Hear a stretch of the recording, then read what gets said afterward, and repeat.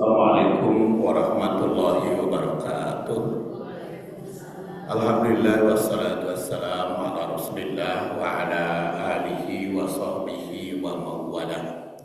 Ibu-ibu rahimakumullah, sekarang kita lanjutkan kajian tentang perempuan di timbangan syariah. Dan sekarang bagian kelima, yaitu tanasub hadis dengan ayat, halaman 31.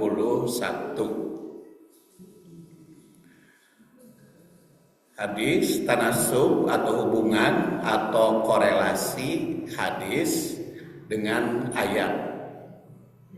Pertama, hadis Abu Hurairah tentang dua perempuan yang satu rajin ibadah namun menyakiti tetangga, dan yang satu sederhana ibadahnya tapi menjaga lisan dan akhlaknya. Adalah hadis yang sangat kuat dalam membangun korelasi antara ibadah ritual dan ibadah sosial. Hadis ini memiliki hubungan maknawi dan nilai dengan banyak ayat dalam Al-Quran. Berikut adalah beberapa ayat yang berkaitan. Jadi karena kita membahas hadis itu pasti ada kaitan dengan Quran. Dan kalau kita membahas Quran pasti ada kaitan dengan hadis. Maka satu sama lain saling menafsirkan, saling memberikan penjelasan. Kemudian yang pertama atau bagian A, tanasub hadis dengan surat Al-Ma'un ayat 4 sampai 7. A'udzubillahi minasyaitonirrajim. Fawailul lil musallin alladzina hum an salatihim sahun alladzina hum yura'un wa yamna'unal ma'un. Sedangkan tadi di dalam hadisnya diterangkan seorang ibu atau seorang wanita yang rajin sholatnya, hebat saumnya, tapi jelek ke tetangga. Tapi ada juga dikisahkan dalam hadis itu seorang wanita tidak banyak ibadahnya, sholatnya tidak banyak, cuman yang wajib-wajib saja. Sedekahnya tidak banyak, tetapi tidak pernah menyakiti tetangga dan selalu baik kepada tetangga. Maka kata Rasul, wanita yang banyak ibadah tapi jelek ke tetangga, neraka ancamannya. Sedangkan wanita yang tidak banyak ibadah, tidak banyak ritual atau ibadah mahdohnya, tetapi baik ke tetangga, itu surga. Itu kan nampak perbedaannya di dalam kisah tersebut, ya. Jadi tentu saja kisah itu memberikan pelajaran bagi kita. Dan ini ada kaitan dengan dengan ayat. Ternyata sholat juga fawailul lil musallin. Wail itu kan artinya celaka. Dan menurut Al-Qurtubi yang wafat 671, wailun itu adalah, wailul lil musallin itu adalah adabun alim, siksa bagi alladzina hum an salatihim sahun, bagi yang sholatnya sahun. Sahun itu kan lupa arti asalnya, ya. Makanya ada sujud sahwi, ya. Kalau lupa kan sujud sahwi, sujud sahwi lupa, sujud sahwi sujud karena lupa. Nah, sahun orang yang lupa. Sholat nama tapi poho lupa apa? Banyak. Ada yang mengartikan lalai dari segi waktu. Jadi Jadi si sholat nanti dingkeke les we poho atau pameng di dapur poho gitu. Kedap ya sholatnya kayak sagedeng deui can anggeus les we poho. Ataupun penghayatannya, penghayatan penerapan ada atau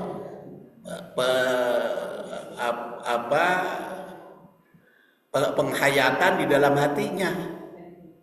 Kadang-kadang kan kita suka lain di mulut, lain di hati.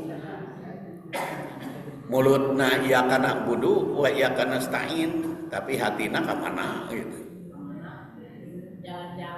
Iya. Bahkan nu poho wae leungit kunci kapanggihna teh keur salat. Nu poho duit leungit tapi begitu salat ingat gitu. Oh, dirinya. Kadang-kadang gitu. Pohonya di dalam penghayatan.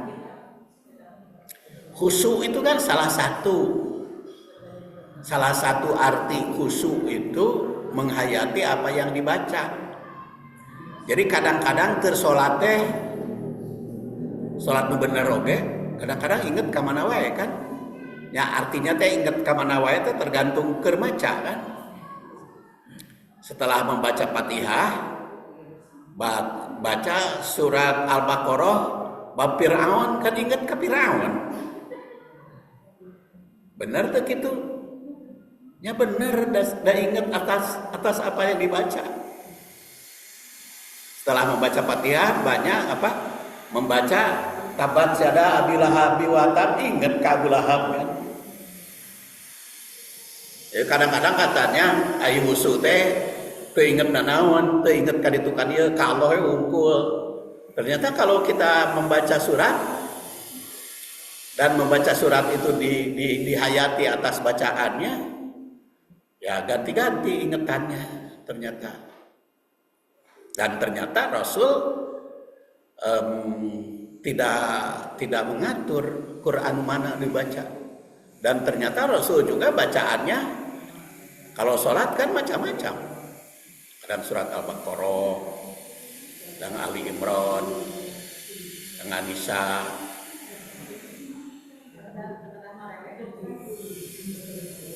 Tidak ada aturannya. Cuman marele teh artina teh ulah ngagejelok gitu artina teh. Mun teh mah inna fir'auna ala fil ard. Rasa ngagejelok kana rahimahullah manya Firaun dia.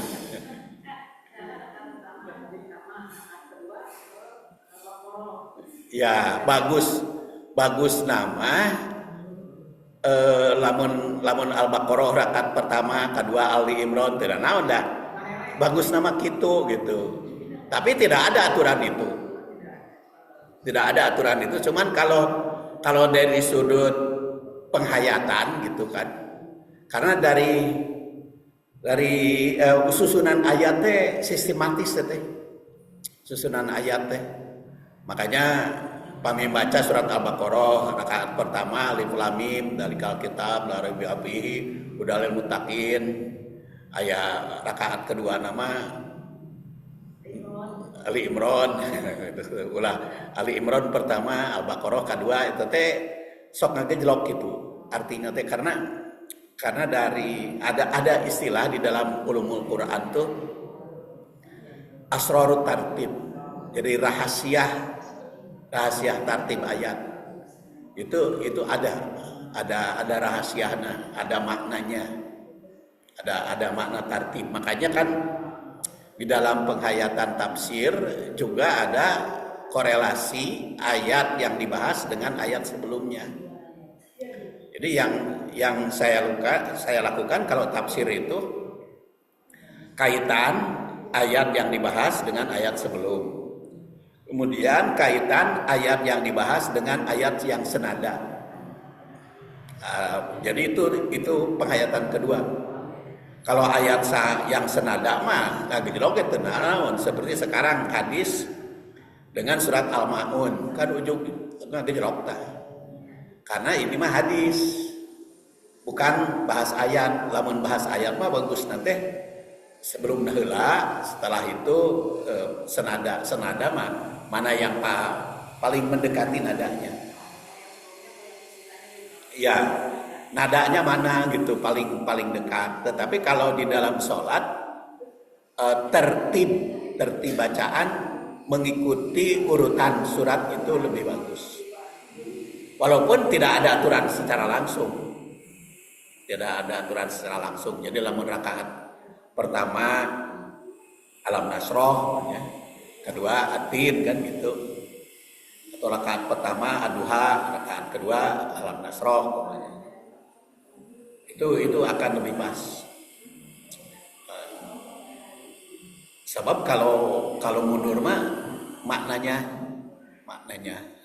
Walaupun seperti tadi saya katakan tidak ada aturan. Tapi kalau sholat khusyuk itu sadar atas apa yang dibaca, ternyata sedang sholatnya kemana-mana ingetan kan, tergantung yang dibaca kan. Jadi kalau kita setelah surat Fatihah baca surat Ali Imran bab Nabi Isa, kan ingatkan Nabi Isa. Kabayang Nabi Isa kisahna kumaha. Ya, asal bayangannya ada di dalam Quran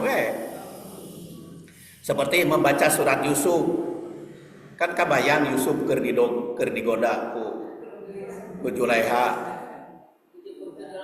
Jadi ya kejebur ka sumur panggih aya geus kolot digoda ku Julaiha.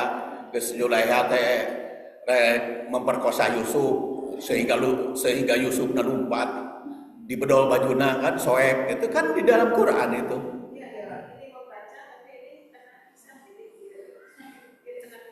Ya, artinya otomatis kan, karena salah satu makna khusyuk itu ingat atas apa yang dibaca. Itu mah masalah, tidak masalah. Jadi jangan sampai gini, kita sedang membaca surat Yusuf tapi hati minta rezeki kan, nggak pas kan. Masa lain di mulutna baca surat Yusuf gitu, kisah Nabi Yusuf keur digoda ku perempuan, ai hatena minta rezeki kan teu cocok. Teu cocok jeung hati jeung mulut. Terus sedang membaca surat Al-Anfal berkaitan dengan Firaun gitu. tapi hatena kan Nabi Yusuf kan teu cocok. Jadi salah satu usaha sholat khusyuk itu menghayati dari apa yang dibaca, menghayati apa yang dibaca. Kan ada juga yang nyusun untuk sholatnya doa dalam Al-Quran. Ya silakan saja, tetapi kan Rasul tidak ngatur seperti itu. Jadi kalau ibu dalam sholat itu setelah Fatihah membaca doa dalam Al-Quran, ya mangga, tetapi jangan jadi aturan, karena Rasul tidak mengatur. Itu yang namanya mahdoh, ya. Ibadah itu kan ada istilah mahdoh dan ghair mahdoh. Sebetulnya ibadah mahdoh dan ghair mahdoh itu istilah ulama, bukan dalam hadis gitu, tapi istilah ulama, ya antara lain ulama yang mengutip mahdoh dan ghair mahdoh itu An-Nawawi dalam kitab Al-Majmu', kemudian dalam kitab Al-Muhaddab, ya. Kemudian juga ada di dalam kitab Wahbah Zuhaili Al-Fiqhul Islami wa Adillatuh, ada di situ mahdoh dan ghair mahdoh. Dan ada juga kitab-kitab yang lain, masih banyak yang mengistilahkan mahdoh ghair mahdoh. Tapi sekali lagi itu teh bukan dari Quran, bukan dari hadis, tapi pengelompokan ulama supaya kita tahu mana ibadah yang diatur secara rinci, aturan waktu jumlah maupun ucapan, mana juga yang tidak diatur. Seperti rukun Islam. Rukun Islam itu semua mahdoh. Syahadat mahdoh. Karena ucapan syahadat harus asyhadu alla ilaha illallah wa asyhadu anna muhammadar rasulullah. Salat mahdoh. Karena bacaannya sudah diatur. Walaupun di dalam salat juga ada goer mahdohnya yang dipersilahkan oleh Rasul. Contohnya apa? Mahdohnya nutup aurat, ya. Salat itu harus nutup aurat. Tetapi dengan apa nutup auratnya, kan itu goer mahdoh. Terus warnanya kan tidak disebut oleh Rasul harus warna apa. Itu goer mahdoh. Terus Rasul mengatur kalau setelah baca Fatihah baca ayat. Ayatnya kan tidak diatur oleh Rasul. Harus baca ayat, tetapi ayat yang mana tidak diatur oleh Rasul. Dan membacanya seperti apa? Harus seperti Rasul bacaannya, tetapi apakah membaca teh maksudnya kudu ditalar atau pakai Quran? Kan tidak diatur oleh Rasul. Jadi itu goer mahdoh teh polanya gitu. Tapi lagunya, lentongnya asal sesuai dengan ilmu tajwid, nah itu mahdoh. Jadi banyak ibadah itu berkaitan antara mahdoh dan goer mahdoh. Dan di dalam ibadah mahdoh teh ada yang goer mahdohnya. Yang goer mahdoh itu yang tidak diatur sedemikian rupa. Nah, yang ibadah mahdoh teh yang diatur. Seperti sholat, aturannya sudah jelaskan. Menghadapnya kiblat, takbir, kalimatnya itu. Karena mahdoh ucapannya takbir terbiasa diganti ku bahasa Sunda. Allah Maha Agung. Enggak, karena itu mahdoh ucapannya. Dan tekengeng ditamahan kurang. Allah Akbar saja. Jadi itu karena ya nampaknya mah upacara. Jadi semua rukun Islam itu ada mahdohnya. Sholat, zakat itu mahdoh. Tapi zakat itu mahdoh teh barangna atau ikrarna. Ada yang mengatur, ada yang berpendapat bahwa zakat itu mahdoh segala-galana, sehingga zakat fitri juga harus dengan makanan pokok. Kemudian diganti ku duit, ada. Karena mahdoh katanya. Ada yang berpendirian demikian. Dan kalau nggak ganti duit juga, seharga zakat fitrinya Rasul.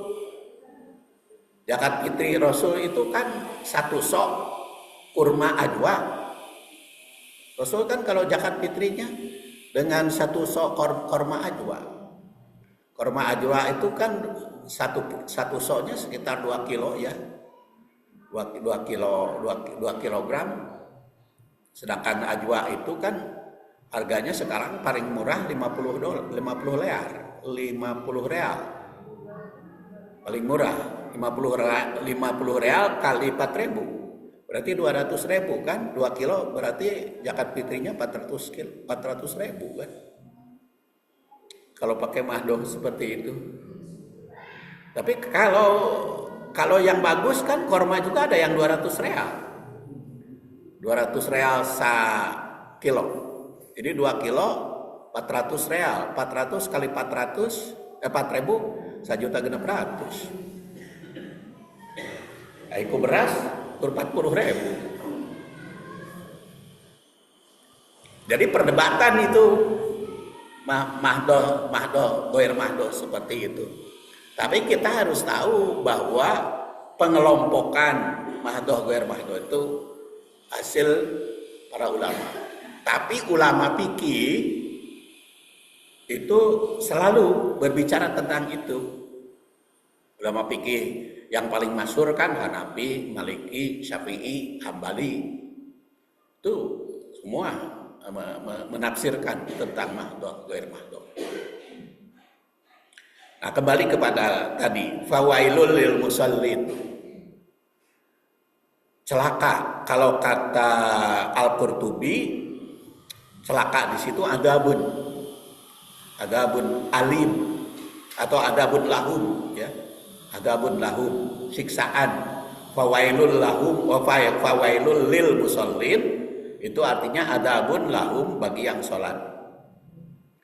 Yang sholat seperti apa? Yang wail itu alladzina hum an sholatihim sahun. Yang sholatnya sahun, lupa. Lupa apa? Bisa lupa waktu karena lalai nu dihaja. Bisa juga karena penghayatan, lupa atas apa yang dihayati, apa yang dibaca, apa yang diikrarkan. Dan juga bisa penerapannya, lupa penerapannya. Lupa penerapan antara lain berdasar Quran, penerapannya inna sholata tanha anil fahsya wal munkar. Penerapan sholat itu mencegah perbuatan keji dan munkar. Mencegah siapa? Ya, mulai dari diri sendiri, keluarga, masyarakat. Cuman hari mencegah kemungkaran masyarakat makan tantangan lebih berat, ya. Diri sendiri mah bisa, tapi kalau keluarga relatif agak bisa. Kalau masyarakat luas berat juga kan. Kecuali kalau penguasa bisa mencegah penguasa mah, asal kebijaksanaannya secara penerapannya menjauhi siksaan dan lupa atas tujuan. Tujuan sholat itu adalah mengharap pahala dari Allah Subhanahu wa taala. Pahala kapan? Pahalanya ya di akhirat. Jadi jangan mengharap pahala di dunia. Kadang-kadang kan kita lebih mementingkan dunia. Sehingga karena mengharap pahala di dunia, jadi di dalam salat teh nu dipikirkeun, nu diharapkeun teh hayo yang dunia gitu. Di situ salah satu perbedaan, kalau Rasul kan pernah dikisahkan oleh Aisyah, Rasul itu karena ketika sholat tahajud sampai kakinya bengkak kan. Maka Aisyah bertanya, ya Rasulullah, hai Rasul, kok kenapa sholatnya mani maksakeun gitu nepi ka eta kaki sampai bengkak? Maka Rasul menjawabkan, apakah aku tidak berkehendak menjadi abdan syakuran, menjadi hamba yang bersyukur? Jadi Rasul mah sholatnya karena syukur kan. Da geus diampuni dosa nama. Jadi lebih banyak kepada syukur. Syukur kepada Allah Subhanahu wa taala. Hanya sekarang timbul permasalahan. Ai Rasul sholat sampai bengkak, urang we kudu maksakeun gitu sampai bengkak. Kan Rasul mah sampai bengkak, sampai saking berdirinya panjang. Ai urang nurutan Rasul kudu sampai bengkak juga. Mal kuat tuh. Tapi dah memang ku Rasul ge ditegur kan. Siapa namanya? Abdullah bin Amr bin As. Abdullah bin Amr bin As ketika kanyahoan katohyan oleh ayahnya itu adalah Amr bin As, ya. Amr bin As itu kan nganyahokeun begitu hebat Abdullah bin Amr teh ibadahna, sehingga istrina wae kadang-kadang untuk katohyan untuk kapalire teh untuk kurang mendapat perhatian istrinya, padahal istrinya teh cantik jelita, menang ngareremokeun ayahnya. Amr bin As istrina teh direremokeun oleh ayahnya Abdullah bin Amr bin As teh nikah ke perempuan yang cantik, tapi karena saking rajinnya ibadah, Abdullah bin Amr bin As teh kadang-kadang kapopohokeun istrina ge.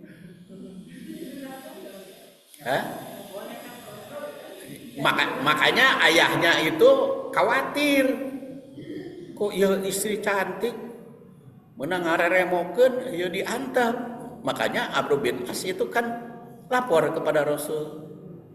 Ya Rasulullah, anak saya Abdullah bin Amr itu kok hebat ibadahna teh sehingga istrina kapopohokeun.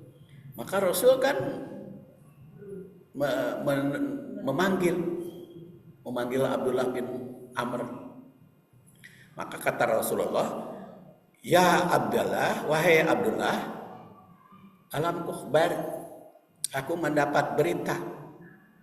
Tasumun nahar wa tuqimul lail. Engkau malam hari suka tahajud, semalam suntuk, siang hari banyak saum. Apakah betul itu, ya Abdullah? Kata Abdullah, bala, ya Rasul, saya sudah berjanji kalau siang banyak saum, kalau malam banyak sholat tahajud. Apa yang disampaikan oleh Rasul? Maka kata Rasul, fala taf'al, jangan kau lakukan seperti itu. Jangan. Kum wanam. Kalau tahajudlah. Tapi wanam, kudu tidur. Saumlah. Wa aftir, harus buka. Tidak boleh saum 3 hari, tidak boleh saum tiap hari. Tidak boleh tahajud semalam suntuk. Kudu we tidur. Tidurna sakumaha? Tidurnya seberapa lama tidurnya? Seberapa jam? Maka Rasul menyebutkan kan, inna li ainika hakun, matamu punya hak. Wa inna li jasadika hak, jasadmu punya hak. Jadi lamun kitu sabaraha jam tahajud teh? Ya yang bisa menyehatkan jasad. Tidur teh qiyamul lail teh yang bisa menyehatkan jasad. Cek sabaraha cek kesehatan. Tidur 24 jam Selama 24 jam teh tidur berapa jam? 8 jam. Tidur 8 jam. Namun 8 jam tahajudnya berapa jam? Itu aja gitu. Kan 8 jam teh 24 jam. Jadi lamun tidur siang mau dipotong siang. Bukan malam na wungkul kan? 8 jam teh. Jadi bisa didiskon karena siangnya tidur. Jadi kalau 8 mulai tidur jam 9 ditambah 8 yang salapan berapa? 17 ya. 8 yang salapan 17. Jadi jam 3. Kalau tidur jam 9 kan jadi jam 3 kan. Tapi kalau tidurnya jam 10 berarti jam 4 itu. Tapi kalau tidurnya baru jam 12 banyak jam 6. Jadi dikurangi tidur malamnya. Jadi itu atur sendiri. Karena kata Rasul, kesehatan harus dapat diperhatikan.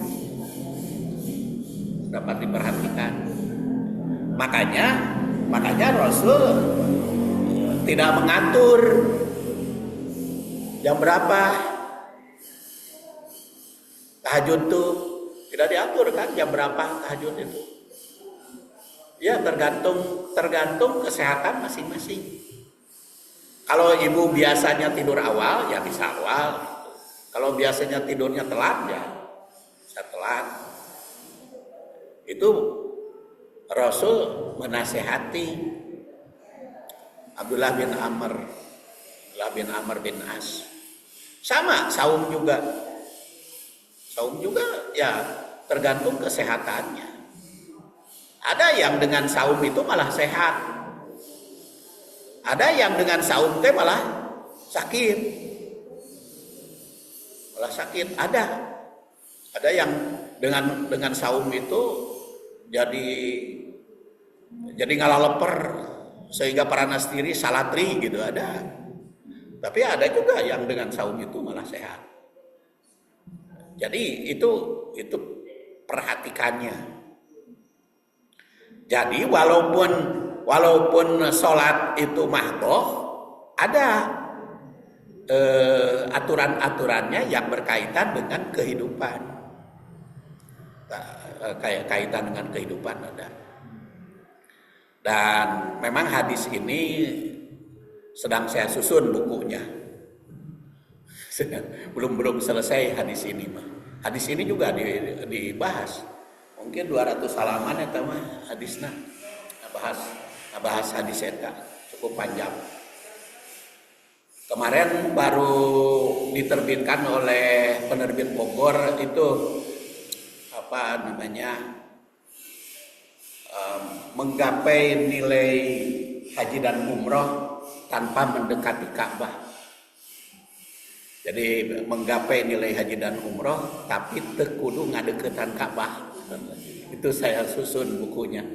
Terus 199 halaman. Ya, itu terbitnya di Bogor baru tanda tangan kemarin.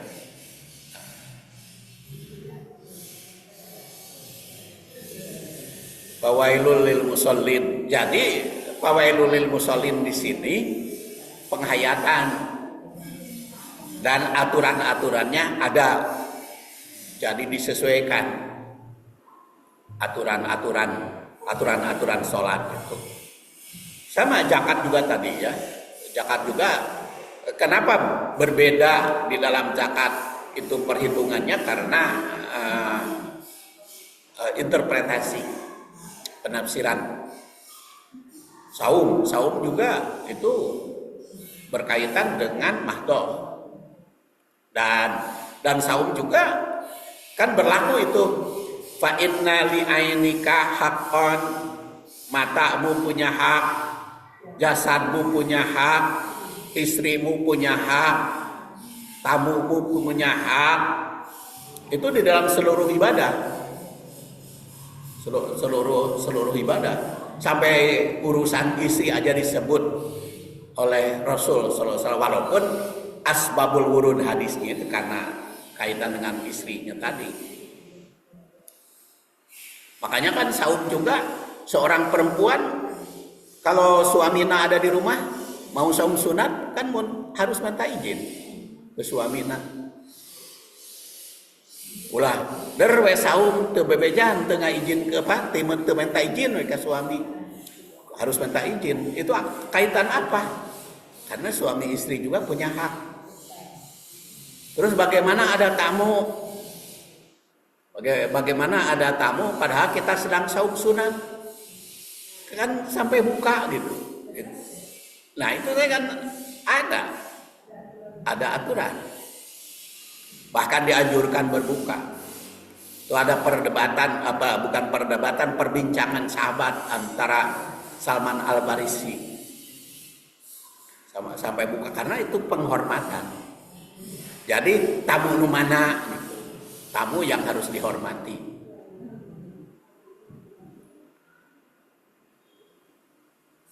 Dalam haji juga sama ya.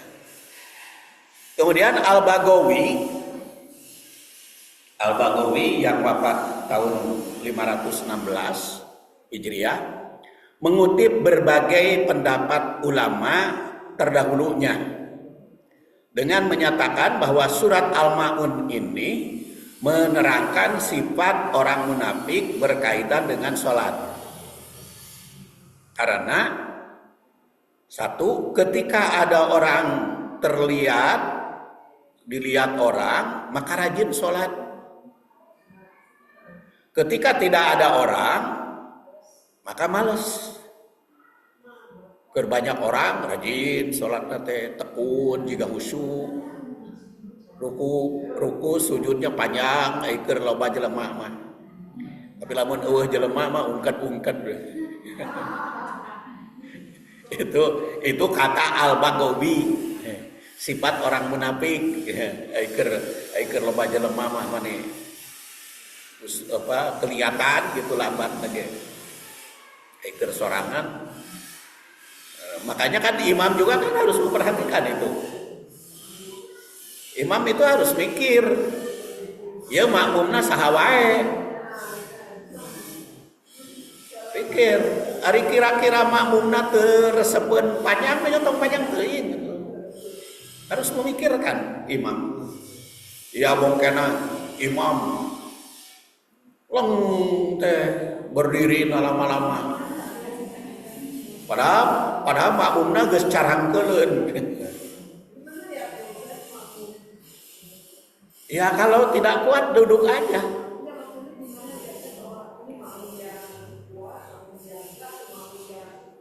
Ya bisa sepintas saja kan, imam bisa sepintas. Ya kalau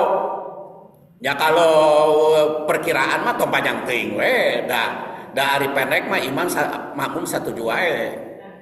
Ulang panjang teuing ya sedang aja tuh, karena kan pernah ditegur oleh Rasul. Ada seorang sahabat Abdurrahman bin Auf kalau tidak salah, itu ada seorang sahabat setor kepada Rasul, ya Rasulullah, akhirnya saya tidak bisa berjamaah dengan beliau, udah panjang teuing bacaannya. Akhirnya Rasul kan memanggil imamnya, kamu harus mikir, itu makmumna saha gitu. Komo duhur asar makan kumar gitu teu kadangu macana. Jadi kan keseleun makmum teh. Ya, jadi kan, dan kalau kita perhatikan bacaan-bacaan Rasul, yang paling panjang itu kan subuh. Kemudian nomor 2 maghrib, agak panjang dari subuh itu. Kemudian isya, kemudian duhur asar lebih pendek bacaannya. Kalau kita perhatikan bacaan-bacaan imam yang biasa dilakukan oleh Rasul.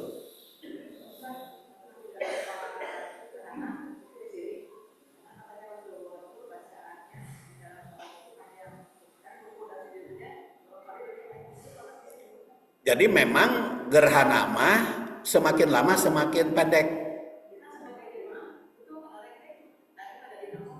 Ya, jadi yang pertama agak panjang, yang kedua agak pendek dari yang pertama, yang ketiga lebih pendek lagi dari yang kedua, yang terakhir lebih pendek lagi. Jadi beki itu beki pendek gitu. Itu gerhana. Ya, lebih lama sote nu pertama. Nu kaduana mah lebih pendek. Jadi kaditu lebih pendek lagi. Ruku sujud. Ya panjang-panjang teuing mah dan teu panjang. Ya itu harus memperhatikan. Ya, karena ya betul, kan imam itu kan harus ngerti makmum. Jadi harus memaklumi. Jadi ulah abong kena panjang malantad we surat Al-Muluk gitu. Tamat gitu. Nya keseleun atuh. Ya rakaat pertama lebih panjang, kedua pendek, katilu lebih pendek lagi, kaopat lebih pendek lagi. Bisa, teu kudu tamat. Umpamanya Al-Muluk itu dibagi opat kan bacaannya opat ruku kalau gerhana.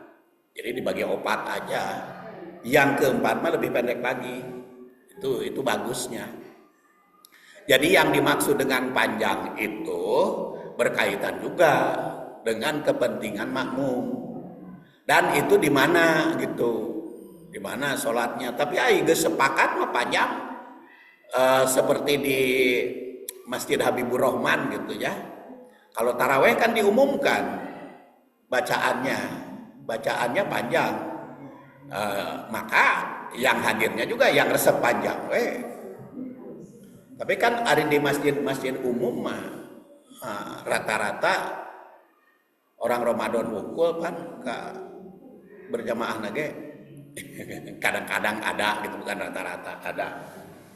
Ya harus ngerti aja. Nah itu Al-Baghawi mengartikan fawailul lil musallin ditujukan kepada orang munafik yang apabila sholat banyak orang panjang, kalau sorangan singkat tibalik. Jadi imam harus ngerti gitu. Kemudian yang kedua, lalai dari waktu yang telah ditetapkan. Yang dimaksud lalai teh kumaha? Yang jelas waktu sholat itu kan ada awal, ada tengah, ada akhir. Awal waktu, ada tengah waktu, ada akhir waktu. Contohnya waktu duhur, sekarang jam 12 kan, duhur itu. Asar jam 3 lewat 20, 30. Berarti kan duhur teh 3 jam 20 menit. Maka dari jam 12 sampai jam 1 itu awal waktu. Jam 1 sampai jam 2 tengah waktu. Kalau jam 2 sampai jam 3 itu akhir waktu. Akhir jam 2 sampai jam 3. Jadi kalau yang bagus mah sholat duhur zaman ayeuna di Bandung ya antara jam 12 sampai jam 1 lah itu. Ya awal waktu itu. Rek jam 1 rek jam 1 kurang itu awal waktu. Tapi kalau jam 1 ke sana itu tengah. Dan itu juga waktu tahajud juga sama kan, ada awal, ada tengah, ada akhir. Ya akhir itu kalau tahajud mah akhir bagus. Kalau tahajud mah karena gini, Rasul kan berkata, saum yang paling Allah cintai saum Daud. Sehari saum, sehari buka, paling dicintai oleh Allah. Dan tahajud atau qiyamul lail yang paling dicintai Allah adalah qiyamul lailnya Daud, yaitu sholat tidur, kemudian 2/3-nya bangun, kemudian tidur lagi menjelang subuh katanya. Itu disenangi. Ya, jadi sambil nunggu subuh masih ada waktu. Itu paling dicintai. Takut kebablasan. Itu kata Abu Bakar Siddiq ya. Abu Bakar Siddiq itu kan takut kebablasan, makanya beliau mah sholat malamnya witirnya sebelum tidur. Tapi kalau Umar bin Khattab mah biar yakin, makanya engkewe tas tidur. Artinya tahajud mah boleh dipilih waktunya. Yang jelas di dalam Al-Quran kan kumil laila illa qalila. Bangun malam tuh sedikit aja, jadi jangan melebihi waktu tidur. Ila qalila. Mau nisbahu, mau tengah malam, awinkus atau sebelum tengah malam, atau jid setelah tengah malam. Ya kata Al-Quran pilih mana silahkan. Tidak masalah di dalam Al-Quran. Mau awinkus sebelum tengah malam, atau nisfahu tengah malam itu sendiri, atau auzid lebih dari tengah malam. Itu silahkan. Jadi kalau tengah malam itu jam berapa? Kalau tengah malam itu jam berapa? Tinggal hitung. Kita di Bandung kalau tengah malam itu sanes jam 12 sebetulnya kalau Bandung mah. Karena maghribnya sekarang jam 6, subuh jam 4. 4:30. Berarti kan berarti samalam itu berapa jam? 10 jam. 10 jam, 10 jam setengah. 10 jam setengah. Maghrib mulai maghrib. Mulai malam itu maghrib. Jadi kalau 10 jam berarti tengah malam teh ditambah 5. 5 ditambah 18. Jadi tengah malam itu di Bandung mah jam 11. 11 itu tengah malam. Jam 11 itu tengah malam. Untuk di Bandung. Kita kan nyebutnya jam 12 tengah malam. Belum tentu. Karena tengah itu dibagi dua gitu. Tengah itu dibagi dua. Jadi beda deh lamun di Mekah. Di Mekah mah kadang-kadang maghrib teh jam 5, subuhna jam 6, kadang-kadang maghrib teh jam 7, subuhna jam 3. Dihitung gitu. Kalau tengah malam. Jadi jam 11 teh di Bandung mah rata-rata ada hari Bandung makan tidak jauh berbeda hari ke hari teh. Jam 11 itu sudah tengah malam. Mangga pada tengah malam nisbahu awinkus atau kurang sebelum jam 11 mangga. Auzid atau tambah setelah, artinya 2/3 gitu. 2/3 malam ya, 2/3 malam deket ke subuh bisa. 2/3 malam terakhir. Bahkan kata Rasulullah SAW, idza khofa alaikumus subha fal yutir rakaatan. Tapi lamun takut kesubuhan, witir nawe sarakaan. Berarti kan deket-deket ke subuh gimana? Tergantung subuhnya jam berapa. Kadang-kadang kan subuh itu jam 4. Berarti jam 3.30 sudah deket. Tapi kalau sekarang mah bangun jam 4 masih kena lila ke subuh kan 4:43. Jadi kalau bangun jam 4 masih salse badi tahajud. Dan itu kata Rasulullah kan perhatikan kesehatan.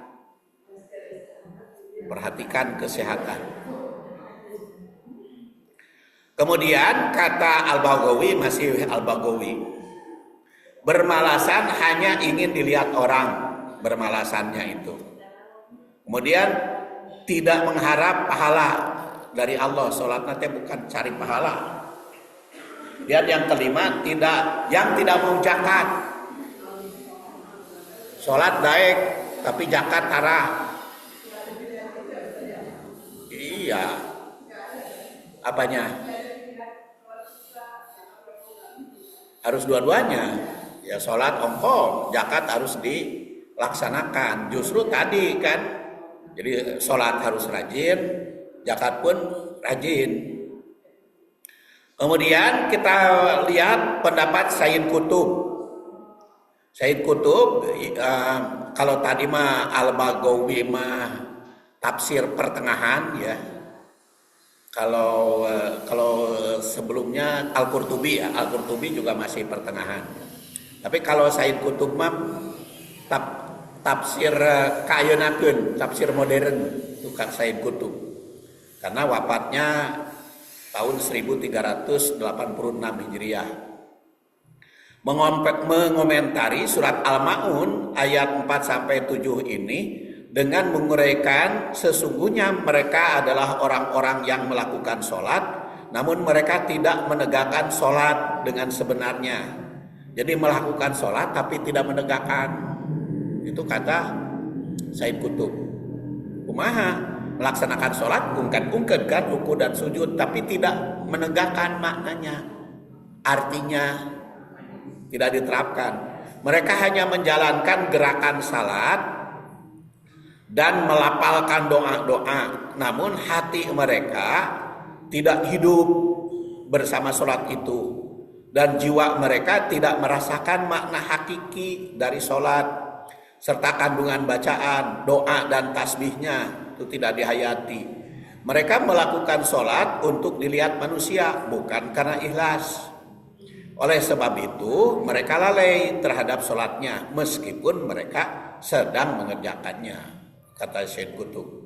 Mereka lalai karena tidak menegakkan sebagaimana mestinya. Padahal yang dituntut adalah menegakkan sholat, iqamus sholat, kan? Iqamus sholat artinya iqam itu berdiri, kan? Tegak. Jadi tegak itu menghadapi berbagai tantangannya, menghayati berbagai persoalan yang dihadapi. Jadi itu menegakkan.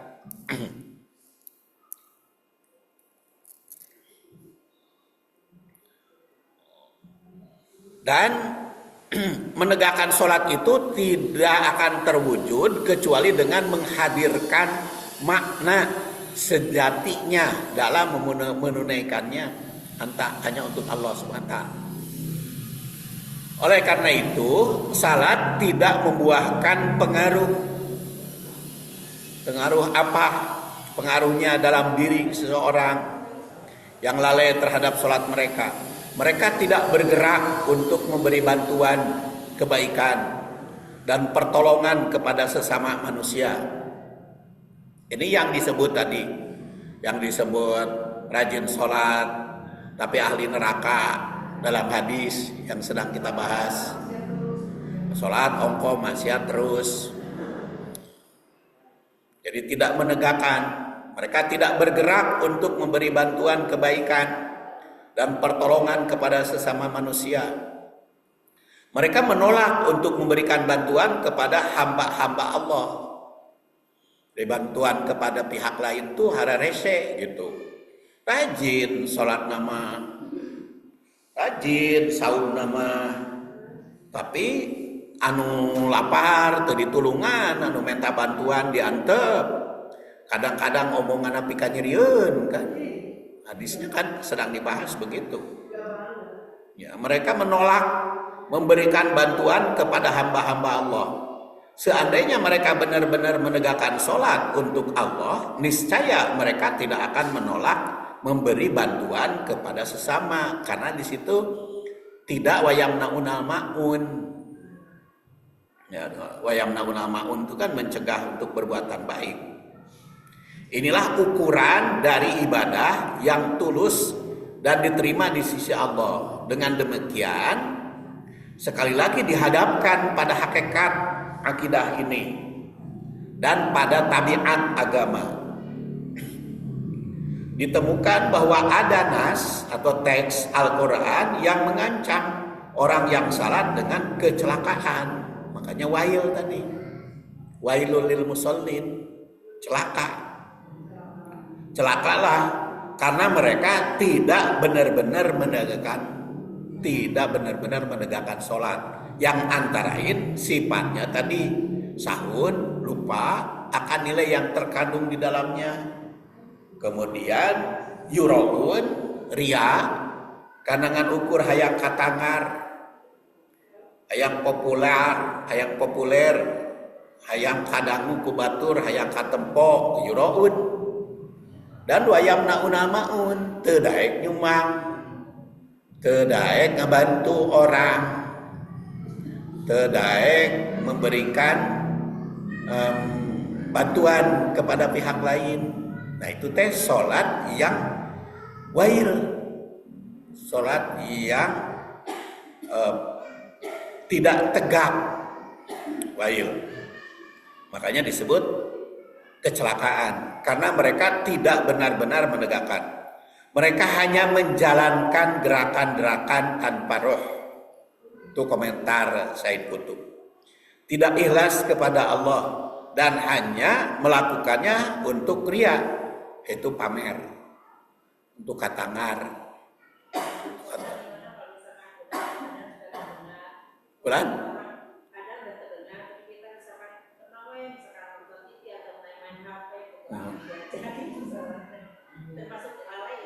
Asal jangan melewati waktu sholat tadi. Ya pami duhur, mun di Bandung mah ulah lewat jam 1. Ya karena kan jam 12 sampai 1 masih awal kan.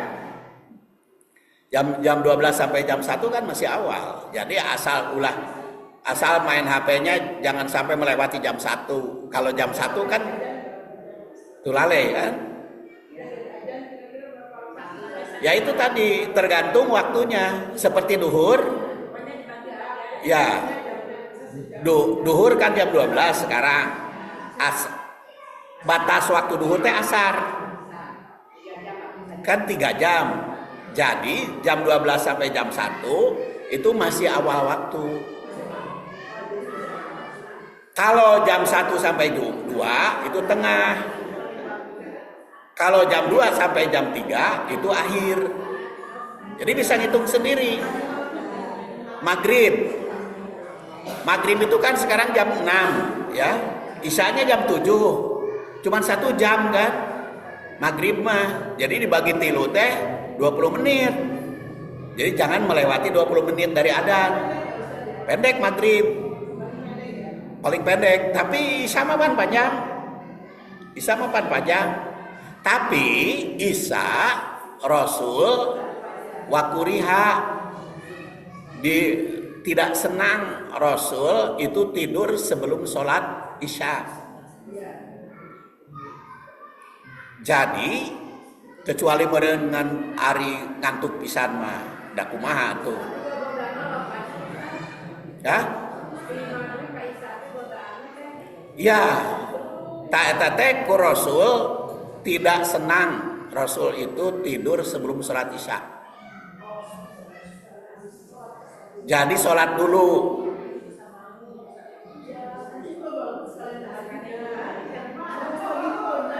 Ya, tak Rasul teh tidak senang kalau sholat kalau tidur sebelum sholat Isya.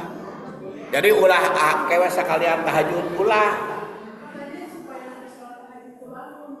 Iya, tapi cek Rasul tidak disenangi. Aisyah mah tetap sah. Jadi diusahakan ulah wakasare sebelum sholat Isya. Itu dan Rasul itu tidak senang berbincang-bincang ba'da Isya. Makanya lamun meniru aturan-aturan itu rapat di masjid teh ulah ba'da Isya. Kalau meniru itu rapat di masjid teh ulah ba'da Isya. Makanya hari di Muhajirin makan abdi sok rada kuat gitu itu teh pendapat teh. Ya di Muhajirin rapat pada subuh. Ulah ba'da Isya. Sebab apa? Sebab ba'da Isya mah makruh kata Rasul berbincang-bincang setelah sholat Isya. Ada di dalam hadis kalau mau berbincang-bincang sebelum Isya. Jadi kalau rapatnya ba'da maghrib sampai Isya agak telat sebelum sholat Isya. Itu kalau kita mengikuti aturan dari kesenangan Rasul. Makanya kalau mau panjang rapatnya pada subuh nu hari libur. Di Muhajirin mah biasa.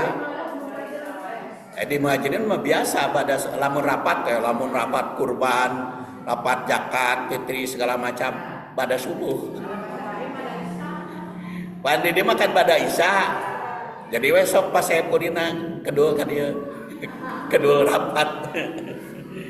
Baik, karena sudah jam 3, jadi ya artinya korelasinya berarti aspek ibadah yang lalai tanpa hati. Jadi sholat tapi ria harmonis. Makanya sholat tadi harus diperbaiki agar jangan sampai dikisahkan di dalam hadis tersebut.